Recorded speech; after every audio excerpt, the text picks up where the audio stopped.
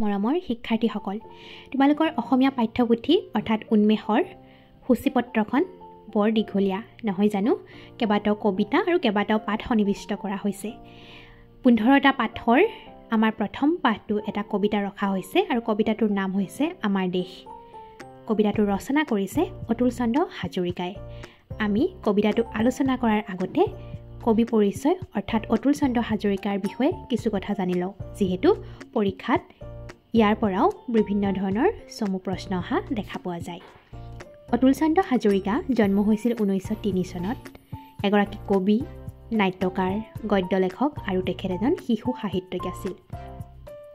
তেওঁ 1959 খ্ৰীষ্টাব্দৰ অসম সাহিত্য সভাৰ ৭বিংশতম অধিৱেশনৰ সভাপতি হৈছিল।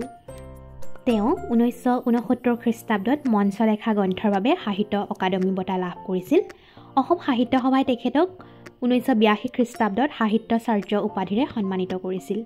তেওঁ সাহিত্যৰ কৃতিসমূহৰ ভিতৰত টিকেন্দ্ৰজিৎ, নন্দদুলাল, নৰকাসুৰ আদি নাটক, মানিকী মধুৰী, ৰুণুক জুনুক, ফেঁহুজালি আদি কবিতা পুথি, এণ্ডাৰছনৰ সাধু, উৎসৱৰ ভোগজৰা, উৎসৱৰ ৰংচৰা আদি গ্ৰন্থ উল্লেখযোগ্য। এইজনা সাহিত্যিকে 1970 খ্ৰীষ্টাব্দত ভাৰত চৰকাৰৰ পৰা পদ্মশ্ৰী সন্মানো লাভ কৰিছিল।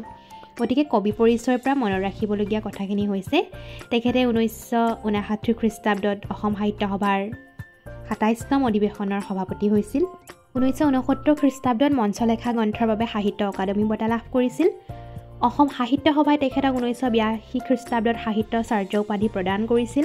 তেখেতৰ নাটক, কবিতা পুথি কেইখন আৰু 1970 চনত ভাৰত চৰকাৰৰ তৰফৰ পৰা তেখেতক পদ্মশ্ৰী সন্মান প্ৰদান কৰা হৈছিল। গতিকে এইখিনি কথা তোমালোকে মনত ৰাখিবা।